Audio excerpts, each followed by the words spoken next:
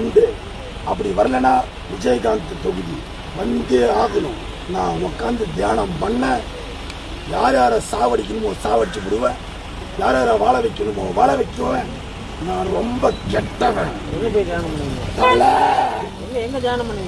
நான் இங்கேயே உட்காந்து தியானம் பண்ணுவேன். அமைதியா நான் வந்து அமைதியா ரிலாக்ஸா இருந்தாலே நீங்க டென்ஷன் பண்ண விடாதீங்க. நான் டென்ஷன் ஆனா என் அப்பன் பேரு சீனிவாசன், என் அம்மா பேரு கலா, என் தாய் பத்தினியோ பத்தினி. கட்சியில இப்பொழுதைக்கு ஒன்றிய செயலாளராக ஐயா, உங்க பேர் மட்டும் சொல்லுங்க. பேரே S Vijay. S S Vijay. S Vijay. Okay. எந்த ஒன்றிய செயலாளரா இருக்கீங்க? வடக்கு ஒன்றியம் தாபா சிவா என் மாமன். தாபா சிவா என் மாமன். அவரு தொகுதியில தான் நான் நின்று நிற்கிறேன். ஆனா அவர் ஜெயிக்க வேண்டியவர்.